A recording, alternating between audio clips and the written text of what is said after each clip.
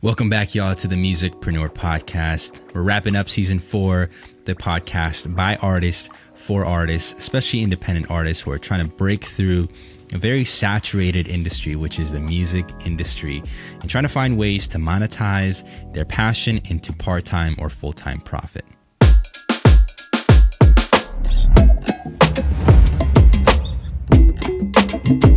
My name is Nico Santana, and I'm your host. Again, this is the Musicpreneur Podcast, sponsored by DistroKid. In my opinion, the best distributor for independent artists. If you're not already a member, check out my discount link, distrokid.com/VIP/Nico Santana for 7% off your first year's annual membership plan. They recently launched a new mobile app where you can actually upload your own music through the mobile app, cover art, all that stuff, and set it up for release. So that way you don't even have to get on the computer or the laptop anymore to do all that. So check it out, distrokid.com/VIP/Nico Santana. Wow, what a season. Season 4 of the Musicpreneur Podcast, our 28th episode. I'm excited we've gotten this far, and I definitely apologize and wanted to provide an update as to why the lapse in time from our last episode with Ivan to this episode. So first off, to those of you who are watching us for the first time, again, I've run this podcast for 28 episodes, 28 seasons, that'd be insane. Fourth season, 28 episodes. And from the beginning, my goal and the mission really was to have genuine conversations as an artist myself, former producer, and trying to understand how other artists are monetizing their passion, right? And figure out how to really solve the biggest pain point for most artists, which is how do I turn and take this passion of mine and make a full-time or even a part-time income from it. Now, those of you who have watched some of the episodes, we've talked about touring, we've talked about selling merchandise, we've talked about licensing, you name it, and a lot of it has been discussed on these long-form episodes. But I think one of the things that I've yet to really expound upon is kind of my own journey and where I'm currently in as an independent artist, right? So I've been making music for over 10 years. And some of the things that I've learned, key takeaways from having these conversations with artists. First one being not through a conversation with an artist that I've personally met, but somebody that I've always looked up to is Ryan Leslie. I don't know why I said it like that. Ryan Leslie. And I'll link the specific interview that I'm referencing here in the comments or description below. But, you know, Ryan has, Harvard graduate, right? This guy, if you haven't heard of Ryan Leslie, do yourself a favor, Google him, Google his story. But Harvard graduate, instead of going down the traditional path of most of his peers and getting a job and a high-paying job at that, he decided to pursue music. And he did so really with kind of a caveat in mind where his parents basically gave him a year to try to make something out of the music world. This was early 2000s, so for him, the competition wasn't as fierce as it is today. However, he was extremely talented and pursued music in the right ways. He started off as a producer, songwriter, predominantly kind of behind the scenes, and worked his way up into becoming a self-made millionaire through music, right? Now he does a whole lot of different things, from still touring every now and again and putting on shows, mostly in Europe, to he has his own tech company, and he does a lot outside of the music world as well. One of the things that he talked about in that interview was how much the music business is serendipity. And what I mean by that is there's a lot that goes into having your music, specifically your own music, take off. It's right place, right time, right connections, right sound, so many different things, right? An artist could literally be a carbon copy of another artist and not have as much success as the first artist. Of course, we don't like replicas, right? We'll listen to the original one. But there are other instances whereupon even the original artist, sorry, there's some sirens in the background there, even the original artist, the famous case of Notorious B.I.G. and Big Papa, right? And I'm forgetting the guy's name, but hopefully I'll show some stuff on the screen here and show you guys exactly what I mean. Diddy and Bad Boy essentially bought the rights to the specific sound and even the name and kind of the persona of Big Papa, and that's how they were able to package it in a way where Notorious B.I.G. became more mainstream because he was originally very the sound there wasn't the mainstream pop sound that Diddy wanted to go for. And he was able to find that and literally copy it and take it from this one artist. And, I don't know what the contractual negotiations were there for the artist, but I'm pretty sure he got screwed because, being the originator of that sound and that style and kind of the name, he definitely didn't get half as much as what Biggie got ultimately, Notorious B.I.G., from the music, Juicy specifically, right? So all in all, you just have to have the right connections, and there's so much out of your control. So what's the solution there? I don't want to just talk about problems, right? We all have problems. So what's the solution there? And that's where I'm going to kind of place myself in this narrative here and just share a little bit about my own journey. So first off, sorry, I'm a little out of focus here, still trying to get used to this manual focus. So first off, with music, as mentioned, serendipitous industry, business, but a lot of it has to do with ego, right? And so a lot of us artists, and I'm not saying, you necessarily, but I can definitely attest to kind of my own situation. We try to build a name for ourselves, self-promotion, right? We try to get our artist name out there, shows, all that stuff, oftentimes to our own detriment. Like, we don't look at the larger business plan. We don't create a business plan. We don't see, is this the best, most viable business option for us? And we fixate on what we're passionate about. And okay, truth be told, I was one of those guys that said, if you love what you do, you'll never have to work a day in your life. And there's some truth to that, right? But most of the people that genuinely fell in love with something and did that and were able to make a career out of that solely for the rest of their lives is like 0.001%. So basically, you're looking at, the equivalent of, the people who won the lottery, the people who were able to get into the NBA, just because there's so many factors that you can't control there, right? So what about the rest of us, right? What about those of us who may not necessarily be incredibly exceptional with our artistry or our talents, have incredible connections and access to people, places, resources, you name it? What about those of us?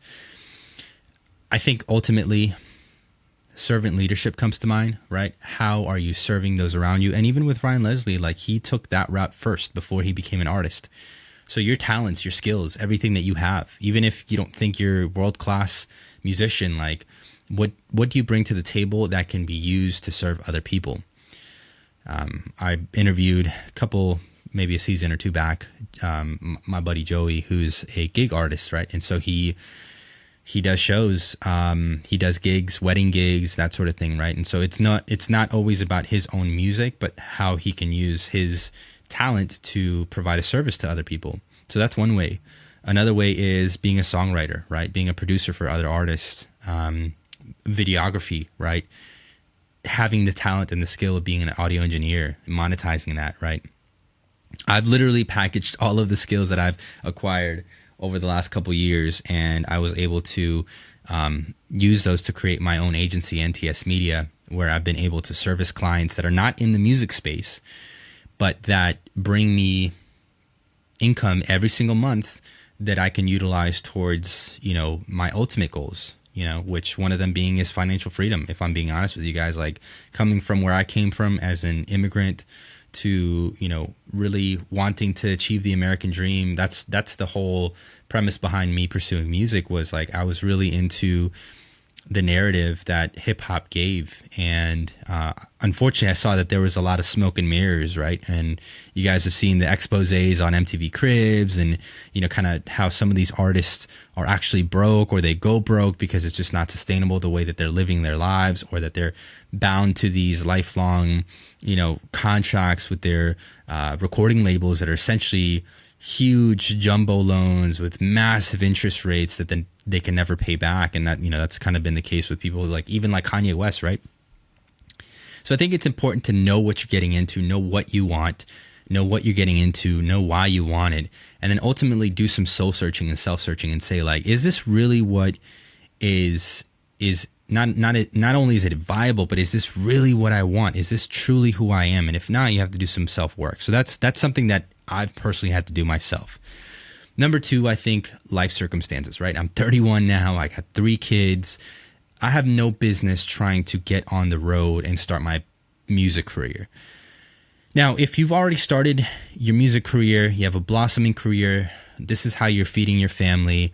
I get it. I have friends who are like that. I have friends who they started something and that's what they're really good at, and they don't see other choices before them. So I'm not trying to shame anyone who's done this before and say like, what are you doing? You're a horrible dad, husband. Like I had this Threads conversation the other day on Instagram's new app, Threads. And I was basically saying that like, if you're a dad, like in my opinion, especially one that's like a faith-based artist in the creative spaces, like your mission should be being present to your kids, especially when they're young, right? That's how I feel, at least. And so for me, presence is just as important as being able to provide.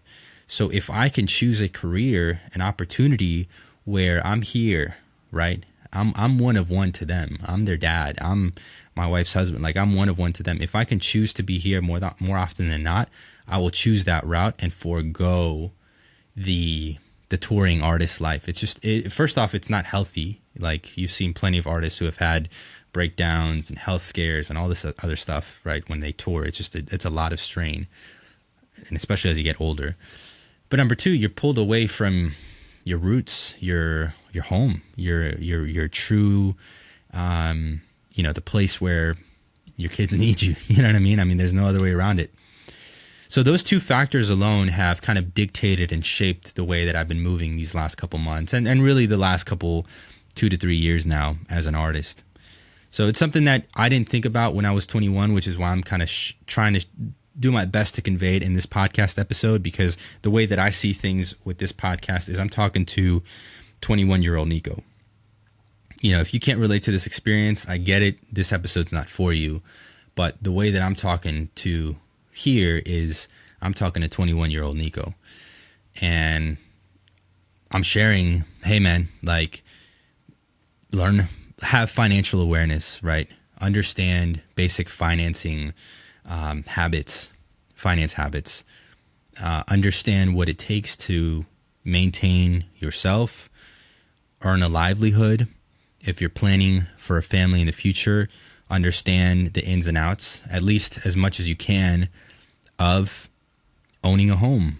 If you can even afford it, right? If you can even work towards affording that, or what it takes to afford a home, a house, a mortgage payment, what it takes to be able to feed a family of 5 or a family of 2 or 3, whatever. If your wife can't work, like what does that look like? You know what I mean? Like all these things where, again, going back to music being serendipitous, music is also very volatile if you are the artist, right? If you are the brand. I can't think of, just let me rephrase that. Going back 10 years ago, whoever was popping at the time, whatever artist your favorite rapper was at the time, do they have longevity? Like, have they been able to sustain the same level of wealth, of even just financial stability, right? Most of these artists go broke. And so I think it's important to notice that. So again, going back to the two things, and I don't want to like ramble and keep going all over the place. Number one is find who to serve in your music journey, not what you can do for yourself, but like how are you able to serve? Again, it's cool being an artist, it's cool being on stage, but how are you able to serve? And I don't mean serving by like, because I know some artists think this way and they're like, oh, I'm just serving the audience, I'm making them have a good time, I'm sharing this beautiful message, da da da da da. Like, all respect, because I've been there. This is me talking to myself 10 years ago. You're not serving, bro. Okay? You're sharing a message which is beautiful, but there are a ton of people that can share the message you can, right? And maybe better than you can. Or maybe they need instruction from you. Or maybe your kids need you more than the masses do. You know what I mean? So there's just so many different ways to factor in what it is that you should be doing with your music, your entrepreneurship. So again, finding ways to authentically serve in not the most amount of people, but with the best amount of impact. And I think number 2 is just figuring out your conditions in life now and understanding where you see yourself in totality in the future. Fame, wealth, those are all fleeting, right? People are going to like you one day. They're going to hate you the next. They're going to cancel you the next. So you can't bet on fame. You can't bet on mass audiences liking you all of the time. It's just not feasible. It's not a good financial decision. I hate to sound like a dad or grandpa, but it is what it is. Like that's the reality of it. You can get popping one day and canceled the next, regardless of what you say. So seeking fame, clout, pursuing trends, virality, all that stuff, like you're setting up a foundation on sand. You want to set it up in like a solid foundation. You want to have a solid rock foundation. So think of at least something that can sustain you for 3-5 years. And that may mean starting your own business as a creative entrepreneur, which is what I've done, that can sustain you for a period of time, part-time, full-time, and using the skills that you've acquired as a musician, as an artist, promoting yourself, marketing yourself, design, videography, audio engineering. How can you package those to sell that to people? Most entrepreneurs go in to the door of entrepreneurship, learning sales and learning how to sell a service, specifically a service that they fulfill. They don't start out the gate as like the very few people start out the gate in selling a product that hasn't been tested, because for one, it costs a lot of money to do your research for that product. If you're going into an area where it's super highly competitive, you have to make a better product at a cheaper price. And it's very hard to do that. And with music, I mean, there's really no room for that. You can be very creative and attack it from different angles and all that stuff, but there's no guarantee that that will hit. Like, I had a conversation with Ivan about this on Threads, and his vantage point was, oversaturated market, that's a sign of a viable market. I disagree. I don't think an oversaturated market is a sign of a viable market. I think competition in a market is a sign of a viable market. An oversaturated market is a sign of an oversaturated market, is a sign of an audience that's being oversold, is a sign of an audience that has way more supply than demand. And in my opinion, that's a horrible business to be in. And unfortunately, for mainstream music, whatever it is that you're producing, there's just a ton of competition. So being in a position where you can slowly start integrating your business life, building your own personal brand, that's key. Building a personal brand online, a funnel, learning marketing, learning sales. These are all things that into my 20s, now in my 30s, I'm still learning, guys. And there are guys that do this way better than I do and have made a killing off of it. There are other guys that, have never learned about this stuff and were at the right place, right time, and blew up. So I'm not saying that this is what you have to do. I'm just saying that these are observations that I've had over the last 10 plus years of being an artist myself, an independent artist myself. And sometimes we just need that wake up call. Now, it's not all, this is not, for the record, this is not a negative monologue episode. It's just understanding the realities that you're in, right? It's understanding, breaking you out of the box of thinking that you have to be the person in front of the spotlight, on stage, the producer. No. Like, there are so many ways that you can get creative with your creative talents to earn a living where, yes, you have to make compromises, right? You may not always be working on what you love working on, but honestly, guys, that's a luxury. That's a luxury that few can afford. And if you can afford that luxury, by all means, that's beautiful. That's the place where, that's retirement is what I would call that, is retirement. When you genuinely feel like what you're working on is what you love to do every single day. That's literally retirement. And if you can earn money from that, even better, right?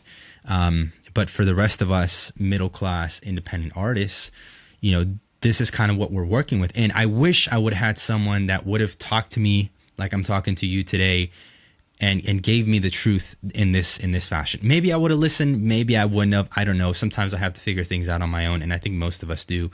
But at least if I had that thought in my mind from somebody that had gone down the road that I was planning on going into, 10 years into that road, that I would have been more discerning and at least had more of a long-term vision for myself and not just a far-fetched vision that had no concreteness to it, So with that said, I again, just to circle back on those three things, I would say number one is figure out how to package your services to serve other people, not just be self-serving. Creating your own artist brand is an awesome thing. You have a voice, you have a mission, you have a vision for your life. And I think it's important to be who you are, right? But ultimately, it's in contrast and relative to how we can serve other people, in my opinion. And the way that I've seen things really flourish for my business is how can I serve with the most amount of impact, not the most amount of people, not clout, not fame, not being on the stage all the time, the most impactful way for me. And that may mean being behind the scenes. And number two is understanding the volatility of the music industry, especially if you're the forward-facing artist.